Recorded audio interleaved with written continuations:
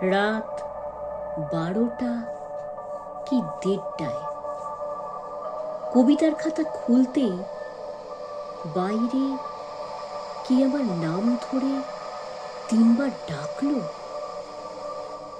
গলা চিনতে ভুল হবার কথা নয়, তবু একবার কেঁপে উঠি। এই তো তার আসবার সময়।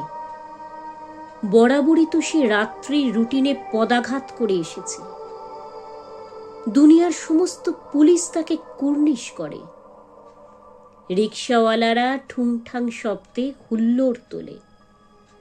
গ্যারাজমুখী ফাঁকা দোতলা বাসের ড্রাইভার তার সঙ্গে এক বোতল থেকে চুমুক দেয়।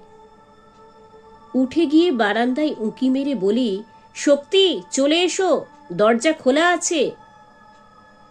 খাকি প্যান্ট ও কালো জামা, মাথার চুল সাদা, মুঠোয় সিগারেট ধরা। শক্তি একটু একটু দুলছে। জ্যোৎস্না ছিন্ন ভিন্ন করে হেসে উঠল, ঠিক যেমন রূপনারায়ণ নদীর তীরে দুরন্ত ছোটাছুটির সময় হেসেছিল, ঠিক যেমন হেসাডির বাংলোয় সর্বনাশ তুচ্ছ করে হেসেছিল। মুখ তুলে বলল, কবিতা লিখছিলে শুনিম? না, লিখো না, লিখো না। আমি লিখছি না, তুমিও লিখবে না।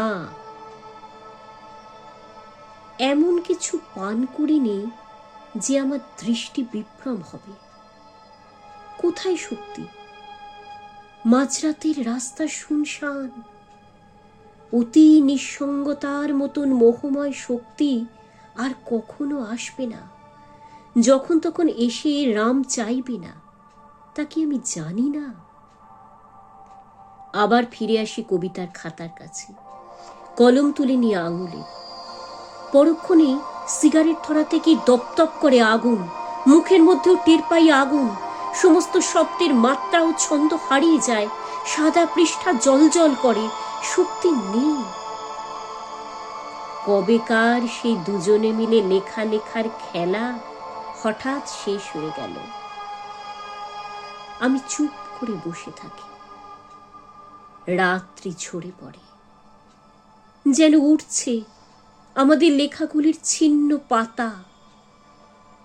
আমি চুপ করে বসে থাকি।